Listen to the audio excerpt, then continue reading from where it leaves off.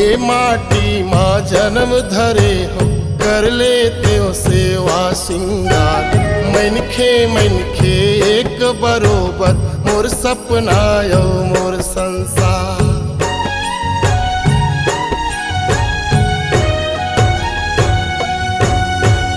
ए माटी माँ जन्म धरे हो कर लेते हो सेवा सिंगार। मनखे मनखे एक बरोबर मोर सपना यो मोर संसार। कर जाते हो मैं ऐसन करनी कर जातिस मोरो चोला। शक्ति ऐसन